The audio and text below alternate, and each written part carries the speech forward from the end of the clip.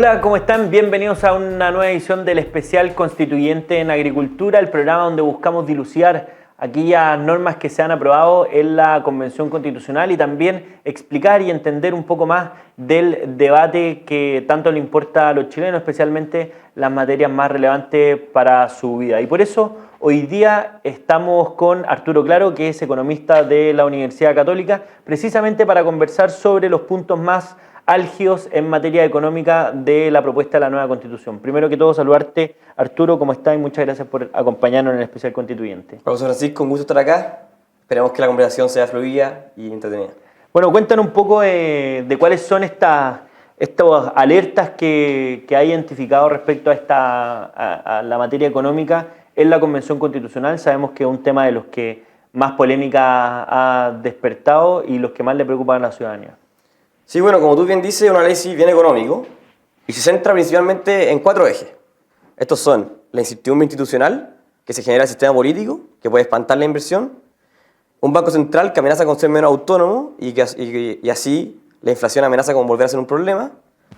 Después, un Estado más costoso, más burocrático, que se puede traducir en mayores impuestos para familias, una mayor carga financiera. Y por último, una propiedad privada que queda más desprotegida, y por lo tanto eso va a tener implicancia en sistema de pensiones, en quizá una influencia mayor del Estado en la industria y va a afectar también claramente a la actividad minera y de recursos naturales como forestal y ese tipo de cosas. Y desde el punto de vista de la incertidumbre que se genera, porque alguno podrá decir, mira, todo proceso constitucional trae acarreado cierto grado de incertidumbre. ¿En qué materia te parece que se generan estas incertidumbres? Que mira, aquí hay que poner una alerta porque esta incertidumbre lo que puede generar es inhibir la inversión y no producir proyectos de desarrollo económico. Claro, sí, entiendo. Sí.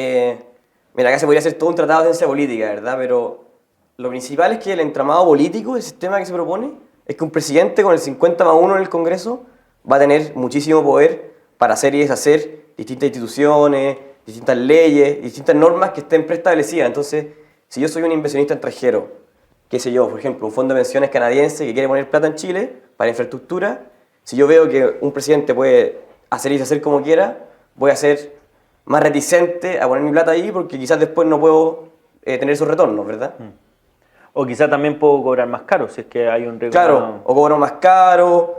Va desde cobrar más caro hasta simplemente irme a otro país que me dé las certezas que yo necesito, institucionales. Y ahí una de las cosas que se dice es que, por ejemplo, sobre todo en materia de inversiones, pero también en otro tipo de cosas, que es preferible una norma mala pero que se cumpla en vez de que no exista una norma alguna. Y un poco dejar a la deriva ciertas instituciones, por ejemplo, al 50+1 de los votos en Congreso más la voluntad del presidente, es un poco dejar como letra muerta también la institucionalidad, ¿no? Claro, sí, pues, si la institucionalidad nos asegura que se cumpla mañana, en el fondo no existe hoy, porque se necesita estabilidad en el futuro para que esto siga, ¿verdad? Sí. Y pasando al segundo punto, al del Banco Central, mucho se ha discutido respecto a la autonomía que debiera tener en la nueva institucionalidad el Banco Central. Algunos dicen, mira, lo que está perfecto, no hay que modificarlo, no hay que cambiar lo que funciona. Otros dicen, mira, vamos a perfeccionar, entre comillas, esta autonomía. Algunos dicen también, mira, la norma aprobada recoge las recomendaciones del Banco Central, entonces no habría ningún problema al respecto. Pero independientemente de la discusión ahora contingente, vamos un paso atrás también. ¿Por qué es relevante el Banco Central Autónomo en abstracto? ¿Por qué en general se dice que este sería como un piso mínimo cuando vemos en otros países que no es autónomo, otros países que deciden no tener Banco Central o algunos proponen que no tengan Banco Central? Es decir, ¿en qué afecta el Banco Central? Sí, excelente pregunta. Mira, en términos muy generales, ¿por qué es importante que un Banco Central sea autónomo? Es por las presiones políticas que tiene el corto plazo, un líder más bien quizás populista, de imprimir dinero como quiera, ¿verdad? Si en el corto plazo lo que pasa es que, bueno, si la oferta de producto se mantiene constante, yo puedo imprimir dinero, darle a la gente y así ella va a poder como comprar lo que quiera, así, y en el corto plazo eso va a ser bueno, pero ¿qué es lo que va a pasar en el largo plazo? Si eso se mantiene así y sigo imprimiendo, la inflación se desata, ¿verdad? Es algo bastante obvio, bastante intuitivo. De hecho, en Chile, cuando el Banco Central no era autónomo, desde 1995, ponle a 1990, la inflación promedio fue de 50%. Eso quiere decir que tú cada 2 años, con tu sueldo, puedes comprar la mitad de lo que puedes comprar. Es decir, si yo voy a comprar, para poner un ejemplo, 100 panes, después de 2 años, con mi mismo sueldo voy a poder comprar solamente 50. Y desde que pasó a ser autónomo, la inflación empezó a converger al 3%, es decir, una cuestión mucho más normal, y por eso en los últimos años Chile no ha sido tema, ¿verdad? Por otro lado, tenemos, por ejemplo, Turquía, que en los últimos años dejó de ser autónomo, más o menos, y el presidente Erdogan empezó a destituir consejeros porque iban en contra de lo que él quería, porque justamente, como hablábamos antes, él quería, como, esto en términos simples, quería imprimir más plata, quería poner un impulso monetario más fuerte. ¿Y qué ha pasado? La inflación se empezó a escalabrar y hoy en día está con un 60% de inflación interanual. Y eso al final es un costo que pagan las familias. Y por eso ahora, ¿qué es lo que pasa? Actualmente está la autonomía y en el nuevo borrador, ¿qué es lo que se propone? Y que hay una acusación política como más o menos encubierta, es que el Congreso, ya sea el Congreso o la Cámara Territorial o el presidente, va a poder acusar a los consejeros del Banco Central ante la Corte Suprema. ¿Ya? Si bien esto es verdad que la Corte Suprema va a dirimir, va a haber un constante tira y afloja entre los consejeros y el Congreso. ¿Qué va a pasar? Yo soy un consejero, quiero tomar una política difícil en tiempos económicos de incertidumbre, voy a ir al Congreso y quizás líderes más populistas me van a acusar y yo ya voy a decir, ¿sabes qué? Mejor no voy a tomar esta voy a irme por un lado más conservador y no voy a tomar esta decisión. Y al final esa decisión no es necesariamente la correcta, ¿verdad? Y eso puede al final más inflación y las familias pagan ese costo. Claro, y al final, si uno ve la norma misma, ahí cuál sería la alerta, como la amenaza frente a esta posible acusación o habría algo más, porque es verdad que si es que existe un peligro de una acusación o entrar incluso en un procedimiento donde se vea cuestionada la función, las personas se van a abstener de actuar, porque obviamente es el rol de la amenaza. Hoy día esa amenaza no existe y le ha permitido al Banco Central un poco actualizar la política monetaria como le parezca a ellos con criterios técnicos.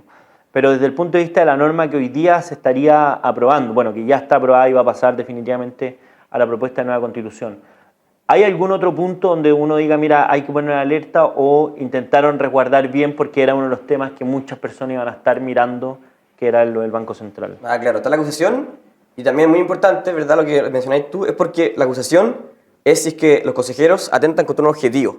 ¿Y qué pasa? Es que los objetivos que pusieron del Banco Central son muy subjetivos y abiertos a interpretaciones. Por ejemplo, uno es, tiene que el Banco Central velar por el bienestar de la población.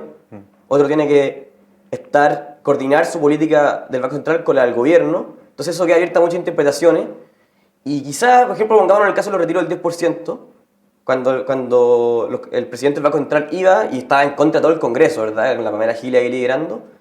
Sí o sí se hubiese ganado una acusación, quizás por estar en contra del bienestar de la población, y después la Corte Suprema tendría que dirimir sobre algo que es más bien apreciativo, más que jurídico, ¿verdad? Tú eres abogado, quizás ahí me voy a ayudar, pero... y ahí la Corte Suprema podría efectivamente decir que esto está afectando contra el bienestar de la población por estar en contra de los retiros del 10%, entonces, y lo podría instituir, y ahí, en definitiva, se está afectando la autonomía del Banco Central. Claro, y ahí ya se estaría afectando la autonomía forzando a una abstención de acción. Eso. Es decir, si es que los consejeros no harían todo lo que debieran hacer para mantener la política monetaria o para mantener la estabilidad de la moneda, que es como los objetivos del Banco Central, finalmente ahí podría provocar un perjuicio. Y vamos con el otro tema, porque este aumento de la creación de cargos públicos, de aumentar la carga tributaria a las personas, eso es un fenómeno que hemos visto en Chile en los últimos años. A mí me parece que desde el 2010 hasta la fecha se han aumentado más de un 50% los impuestos corporativos, ha aumentado en 6 ministerios, es decir, se ha creado más instituciones, pero lo que hoy día se está haciendo es radicalmente distinto, es modificar toda la institucionalidad vigente y evidentemente crear también cargos nuevos. ¿Cómo se está viendo eso y cómo afectaría también a la economía el posible aumento del gasto estatal en más burocracia? Bueno, mira, la estabilidad financiera es clave a nivel personal, a nivel familiar y a nivel de país también. Si nosotros gastamos mucho y tenemos poco ingreso, nos endeudamos. La deuda en sí misma no es mala, ¿verdad? Si yo tengo tarjeta de crédito, me endeudo, nos endeudamos siempre, no pasa nada, pero si es que empezamos a acumular deuda, entramos en una espiral de intereses y deuda, nosotros personalmente vamos a caer en una quiebra, en la que nos van a tener que rescatar, y lo mismo pasa con el país. Solamente que cuando entra en una espiral de deuda, ¿qué es lo que puede hacer el país? Tiene que cortar servicios públicos, tiene que empezar a cobrar más impuestos, o tiene que pedir a salvar un rescate como Argentina, como por ejemplo ha hecho con el FMI. ¿Qué es lo que ha pasado en los últimos años en Chile? Es que el gasto público ha aumentado mucho, como bien tú dices, sobre todo también por la crisis social, la crisis sanitaria, y hemos acumulado más deuda de la que teníamos. Con la nueva institución que se propone, la nueva institucionalidad, perdón, sí o sí va a haber un aumento de gasto, ya un gasto social, primero, por los derechos sociales que se proponen. Esto involucra también, por ejemplo, pasar toda la gente de ISAPRE, del sistema privado al sistema público, entre muchas otras cosas. También va a haber un aumento del gasto público porque el presidente ahora no va a tener la iniciativa propia en el Congreso de normas de gasto. Esto implica, por ejemplo, que el Congreso va a poder proponer cosas, como por ejemplo un IFE universal, y es verdad que el presidente va a poder vetarlo, pero va a tener un costo político gigante hacerlo, entonces va a estar todo el rato un tira y afloja entre el presidente y el Congreso, y eso puede ser un gasto muy irresponsable. Y también se crean muchísimos cargos, que si bien quizá a nivel macro no es gran costo, pero para nivel de legitimidad quizá, sí. Solo a nivel de alto cargo, según una investigación de la segunda, se crean 1000 cargos que van a ser un costo como de 9.000 millones anuales. Y ya en la cantidad de asambleas, nuevos consejos que son creo que del orden de 1.300 cargos nuevos. Eso como de nuevos costos. Y también otro factor muy importante es la emisión de deuda que van a tener las regiones. Eso Chile actualmente no lo puede hacer. Y se ha dado, por ejemplo, en países como Argentina, Brasil, en donde también en países desarrollados como España, que las regiones podían emitir deuda. ¿Y qué es lo que pasaba? Algo que es muy intuitivo. Una región emitía mucha deuda, porque tenía quizá un líder populista, un gobernador populista, emitía deuda, y ¿qué es lo que pasa al final? Espera que el gobierno central lo rescate. Porque quiebra y dice, pero voy a la región metropolitana y ellos me van a rescatar, el gobierno central. Y también eso es lo que ha pasado a nivel internacional. ¿Y qué es lo que nos ha pasado, por ejemplo, nosotros a nivel país? Es que las municipalidades, cuando han administrado sus propios recursos, yo tengo que desde el 2011 la deuda municipal se ha cuadriplicado, creo, por ahí. Y también tenemos casos emblemáticos, por ejemplo, la farmacia popular, ahora que acaba de quebrar. Por lo tanto, hay mucha evidencia internacional y también nacional desde que las finanzas muy desagregadas pueden causar una emisión irresponsable de deuda que al final, ¿quién lo que la paga? La pagan los impuestos, la paga la familia chilena, es un costo que se va a traducir del Estado a todos nosotros.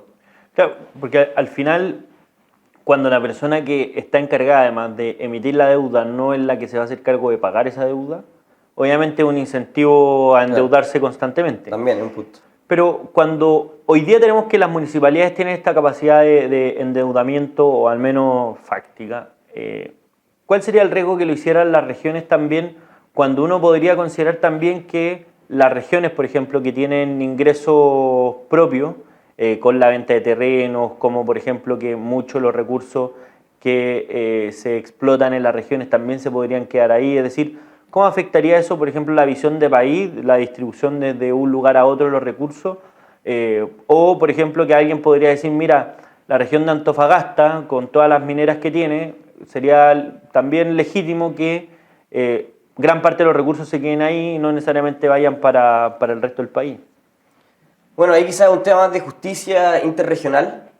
¿Qué es lo que podría pasar ahí? Que se pueden generar unas ciertas competencias tributarias, y los recursos quizás sería mejor asentarse en una región versus otra. Pero más allá de eso, es verdad que en cuanto a finanzas, la evidencia dice que es mejor que haya como una planificación central para también, si es que alguna región porque quizás está con problemas temporales de ingresos, se pueda distribuir y así, y podamos también tener una equidad financiera a nivel país, ¿verdad?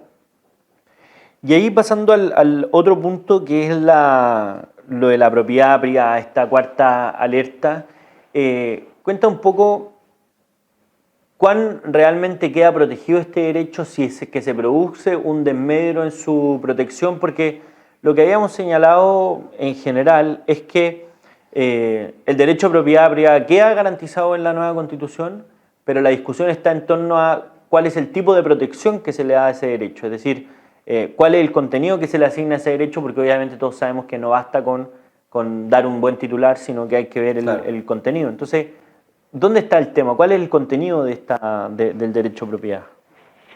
Claro, quizá igual antes de eso, la importancia de la propiedad privada,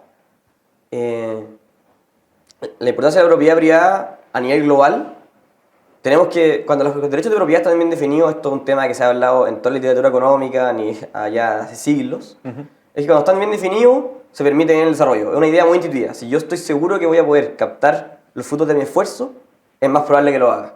Y así se genera una cultura de respeto a la propiedad privada, yo puedo negociar contigo, sé que el Estado después no va a capturar lo que yo cree.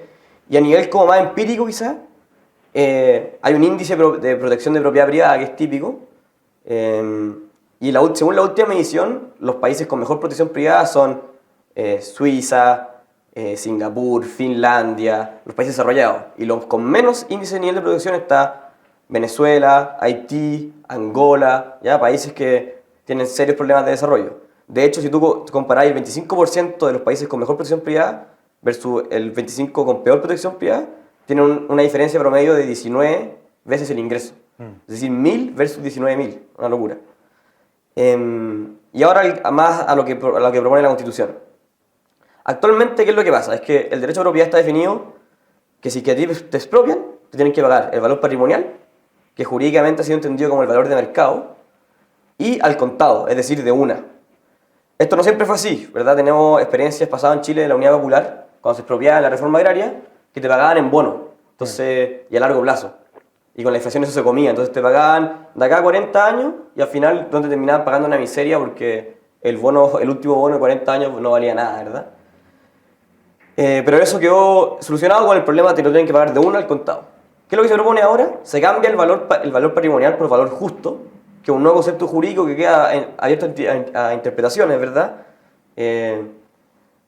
Va a haber que determinar qué es el valor justo. Quizás lo justo es que yo te pague mucho menos de lo que vale porque, no sé, por conceptos de justicia. Y se flexibiliza el pago al contado, es decir, volvemos con las nuevas modalidades de pago, se elimina eso que estaba antes, que tiene que ser al contado, y volvemos a un nivel que quizás en cuota y así. Entonces queda ya el derecho propiamente tal, más debilitado. También tenemos, por otro lado, otro debilitamiento de la propiedad privada, porque esto ya es del derecho en sí mismo, pero tenemos que también van a ver, se explaya una función ecológica de la propiedad en la Constitución, que también queda abierta a interpretaciones. ¿Qué pasa si es que, por ejemplo, la explotación minera no es compatible con la función ecológica? Eso también habrá que ver. Eso deja varias concesiones, qué sé yo, salmoneras, mineras, forestales, quedan desprotegidas. Y también se habla de una restitución a pueblos que se arroguen representación indígena en zonas tradicionalmente ocupadas por ellas.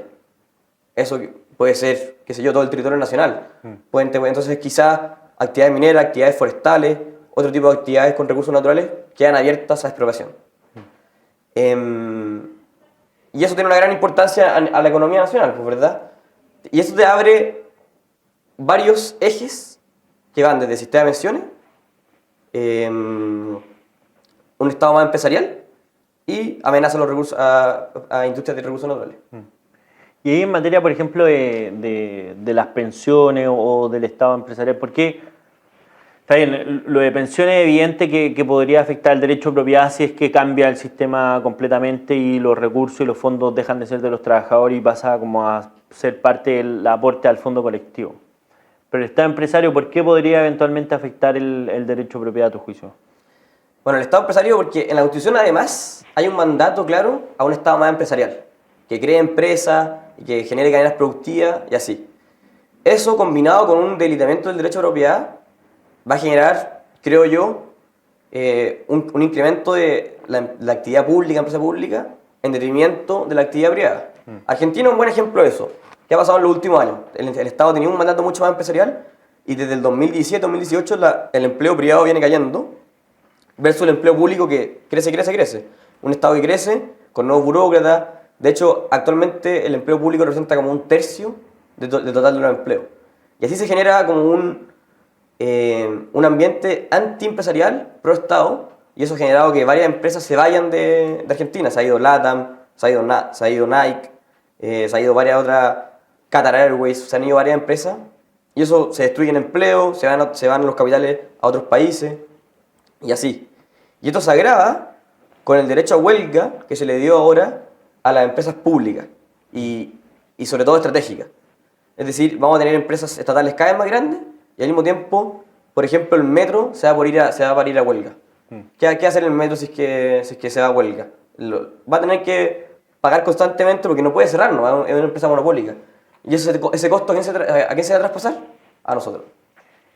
Pero ahí algunos también dicen, mira, ¿qué importa que esté redactado en la Constitución el derecho a huelga o no? Porque hoy día no está.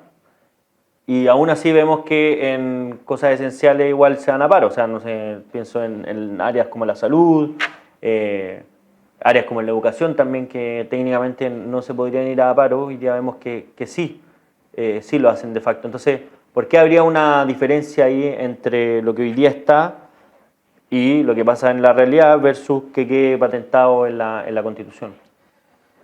Bueno, es una discusión para larga, ¿verdad? Pero siempre que los derechos quedan más constitucionalizados, se genera toda una institucionalidad al respecto, con un tribunal, o sea, no sé, no va a haber un tribunal constitucional, pero va a haber como una corte, creo ahora, que va a apoyar toda esta nueva estructura de derechos, ¿verdad? Entonces, si bien ahora es verdad, se pueden ir a paro, pero no tienen el apoyo jurídico para hacerlo, no tienen el apoyo institucional para hacerlo, ahora lo van a tener.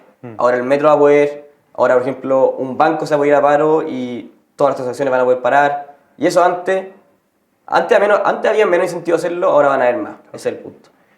¿Y hay alguna otra alerta que tú digas, mira, hay que ponerle ojo, aparte de estos temas que vimos, o quizás profundizar en algunos de estos temas que vimos, que uno diga, mira, del borrador que ya está aprobado, que las comisiones que ahora están funcionando no pueden modificar el fondo, es decir, esto va a formar parte de la propuesta de nueva constitución? ¿Hay otra materia que tú digas, mira, hay que ponerle o darle una segunda vuelta a lo que está ahí tramitado?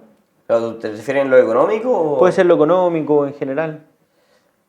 Bueno, yo creo que un punto muy importante es la incertidumbre institucional. Entonces, quizás los sistemas jurídicos paralelos, eso te agrega todo otro factor. Ya también es un tema de justicia, pero te agrega otro tema de factores de si es que yo hago un negocio y una persona, no sé, un crimen que está sujeto a otro sistema jurídico, cómo yo me voy a arreglar, se agrega todo otro factor de incertidumbre al respecto, ¿verdad? Y eso para mí, bueno, es gravísimo en términos también de justicia y también de incertidumbre institucional. Perfecto.